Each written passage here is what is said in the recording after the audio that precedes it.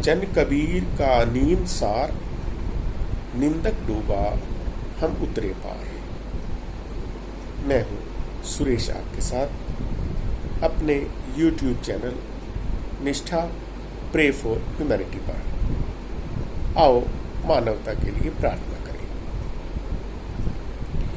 एक बार की बात है कि एक राजा ने निर्णय लिया कि वह प्रतिदिन 100 अंधे व्यक्तियों को खीर खिलाया करेगा।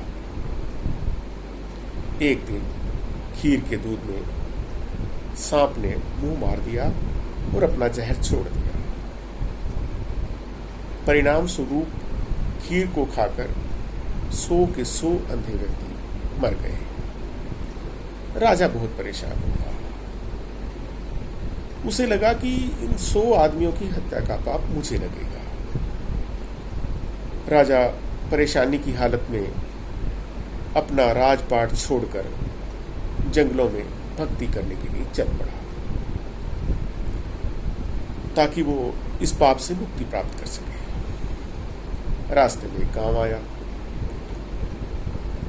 रात होने को जा रही थी तो राजा ने चौपाल पर बैठे कुछ लोगों से पूछा कि यहाँ कोई भक्ति भाव वाला घर भी है, मुझे रात वहाँ गुजारनी है।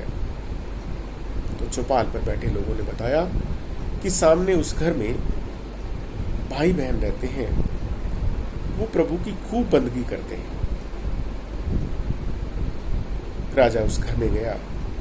उसने दोनों भाई बहनों से प्रार्थना की कि मुझे रात आज आपके घर गुजारनी है और मैं सुबह जंगल की तरफ प्रस्थान कर जाऊंगा, मुझे वहां तपस्या करनी है। प्रभु प्रेमी दोनों भाई बहनों ने राजा को वहां रात गुजारने का अवसर प्रदान कर दिया।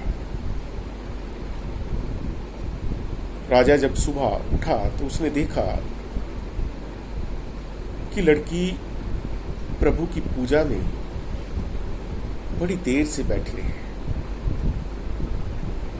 राजा वहां थोड़ी देर के लिए रुक गया,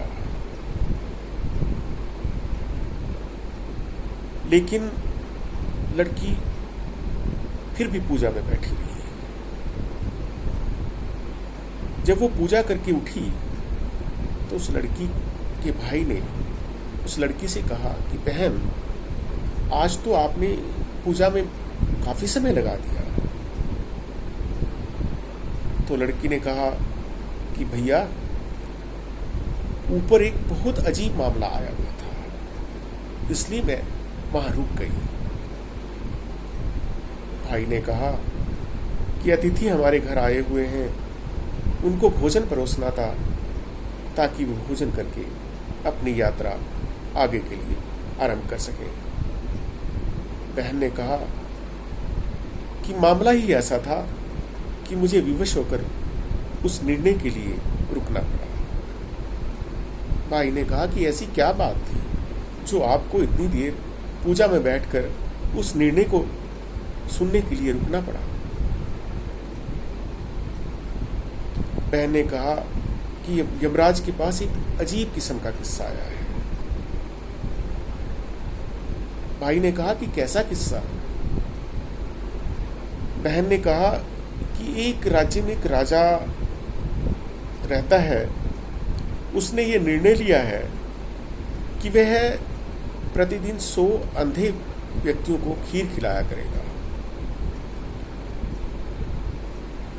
कल जब उसने खीर खिलाई तो उस खीर में सांप ने अपना जहर छोड़ दिया और परिणाम स्वरूप 100 के 100 अंधे व्यक्ति मारे गए।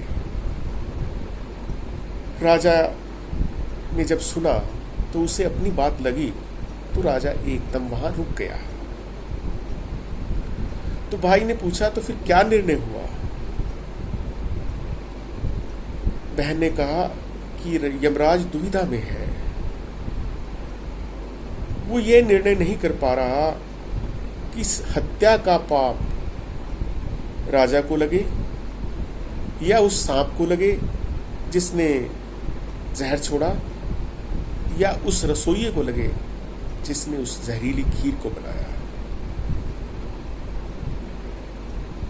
भाई ने पूछा, तो फिर क्या निर्णय हुआ?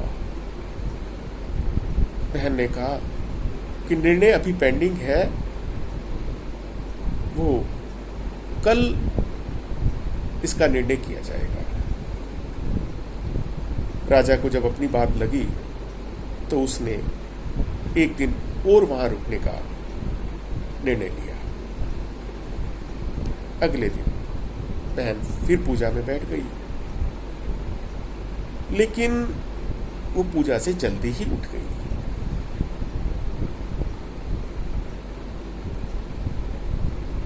भाई ने पूछा कि आज तुम पूजा से जल्दी कैसे उठ गई? बहन ने कहा कि आज निर्णय हो गया है, इसलिए मैं जल्दी उठ गई। भाई ने कहा, कैसा निर्णय? उसने कहा कि इस पाप का सारा भार हमारे गांव के लोगों में बंट गया है। भाई ने कहा कि कैसे हुआ? बहन ने कहा कि जब ये अतिथि रात हमारे घर रुके और सुबह जब इन्होंने प्रस्थान नहीं किया तो गांव में ये चर्चा होने लगी कि ये व्यक्ति आज यहां से नहीं जाएगा। इस घर में सुंदर लड़की रहती है, उस लड़की को देख करके ये मोहित हो गया है और वो आज इस लड़की को भगा के ले जाएगा। इसलिए इस सारे पाप का जो भार था इन लोगों में चला गया, क्योंकि उन्होंने इस राजा की झूठी निंदा की थी।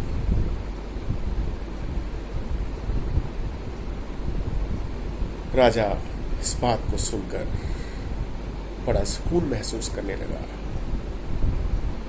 दोस्तों, निंदा करना बड़ा घाटे का सौदा है। निंदक हमेशा दूसरों के पाप को अपने सर पर ले लेता है और दूसरों द्वारा किए गए पाप के कर्मों का फल अपने आप भोगने लग जाता है। अतः हमें निंदा करने से बचना चाहिए।